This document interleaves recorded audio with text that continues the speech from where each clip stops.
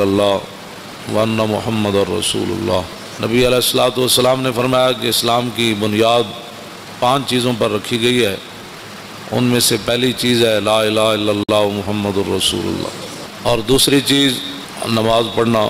اور تیسری چیز روزہ رکھنا، اور چوتھی چیز زکوٰۃ دینا،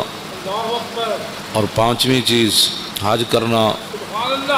جب کہ حج کی انسان طاقت رکھتا ہو۔ یہ اسلام کی 5 بنیادی چیزیں ہیں جن کو نبی علیہ السلام نے خود بیان فرمایا۔ اس میں سیدھا سادہ کوئی نہیں، سیدھی بات ہے، اسلام کی بنیادی 5 چیزیں ہیں۔ اور نبی علیہ الصلوۃ والسلام نے ارشاد فرمایا کہ ایک وقت آئے گا اذا اتخذ الفیء دبلا، کہ لوگ قومی خزانے جو ہیں وہ مال غنیمت ایک عام دولت سمجھ کر لوگ کھا جائیں گے، اور میرے آقا مولا صلی اللہ علیہ وسلم نے فرمایا والغنیمت مغنما، اور لوگ مال غنیمت والغنیمت مغنما، غنیمت کو لوگ ایسے شیر مادر کی طرح لوگ کھا جائیں گے، والزکوٰۃ مغرما، اور حضور نے فرمایا ایک وقت آئے گا لوگ زکوٰۃ کو چٹی سمجھیں کہ جی یہ زکوٰۃ دیں گے تو پھر ہمارے پاس بچے گا کیا۔ اور اگلی بات جو ہے نا وہ یہ ہے کہ وَتُعَلِّمَ لِغَيْرِ الدِّينِ، حضور نے فرمایا کہ دین کے علاوہ لوگ علم حاصل کریں، دین چھوڑ کر لوگ کریں گے یہ بھی پڑھو یہ بھی پڑھو یہ بھی پڑھو یہ بھی پڑھو یہ بھی پڑھو یہ بھی پڑھو یہ بھی پڑھو۔ بلکہ حضرت زیاد بن حدیر فرماتے ہیں کہ نبی علیہ الصلوۃ والسلام تشریف فرما تھے تو حضور نے فرمایا کہ اس طرح کے واقعات ہو جائیں گے، اس طرح کے زلزلے آئیں گے، اس طرح کی مصیبتیں آ جائیں گی، طوفان آ جائیں گے، میری امت بے راروی کا شکار ہو جائے گی،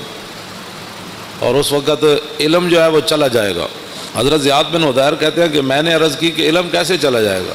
علم تو نہیں جائے گا، کیف یذهب العلم، حضور علم کیسے چلا جائے گا، نحن نقرأ القرآن، ہم نے قرآن آپ سے پڑھا ہے، ونقرئ ابناءنا، ہم اپنے بچوں کو قرآن پڑھائیں گے، ویقرئ ابناؤنا ابناؤہم الی یوم القیامہ، فرمایا قیامت تک ہمارے بچے، پھر ان کے بچے، پھر ان کے بچے، پھر قیامت تک وہ قرآن پڑھاتے رہیں گے، علم کیسے چلا جائے۔ صرف قرآن کا ذکر فرمایا صحابی نے، فرمایا ہم اپنے بچوں کو قرآن پڑھائیں گے۔ علم معنی ہی قرآن کا ہے۔ ہاں، جس بندے کو قرآن نہیں آتا اس سے بڑا جاہل کون ہے کائنات میں؟ جس بندے کو دیکھ کر بھی جو ہے وہ 1 گھنٹہ سپارہ لگاتا ہے پڑھنے کے لیے، تو اس بندے کو کیا پتہ ہے کہ وہ سورہ بقرہ کا کیا معنی ہے، اس کا کیا پتہ ہے کہ الذین ینفقون اموالہم، میں جتنی آیتاں پڑھیاں روزے دے بارے تے کسی اب آپ نے وہ سبحان اللہ تو کہہ دیا لیکن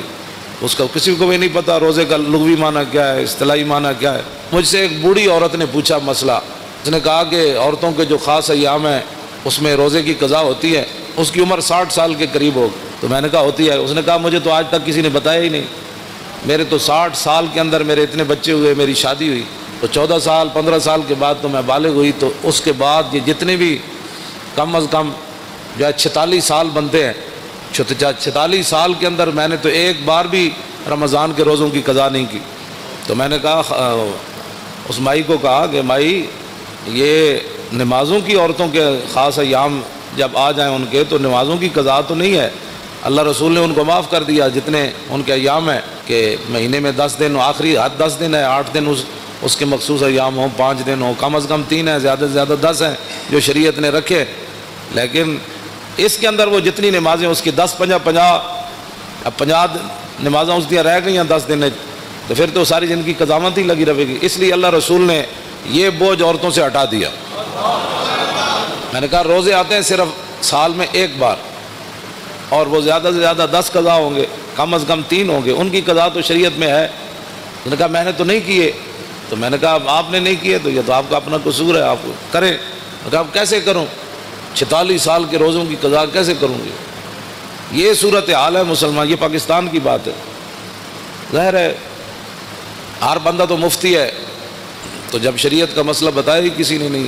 عورتوں کو۔ میں نے ایک بار کہا کہ مردہ جو ہے وہ اس کا روزہ نہیں ٹوٹتا، پوری محفل میں ایک بندہ کھڑا ہو گیا، کہنے لگا جی ہم سب کو سمجھ نہیں آئی کہ مردہ کس کو کہتے ہیں۔ اب جس قوم کو یہ لفظ بھی نہ آتا ہو مردہ اس کو کہتے ہیں جو بچے کو دودھ پلائے۔ دودھ اگر کوئی عورت اپنے بچے کو پلا دے روزے کے دوران تو اس کا روزہ تو نہیں ٹوٹتا۔ تو جس کو لفظ مردہ کا بھی پتہ نہیں ہے کہ مردہ کا معنی ہوتا ہے دودھ پلانے والی عورت، تو وہ بندہ کہنے لگا جی مردہ کیا ہوتا ہے۔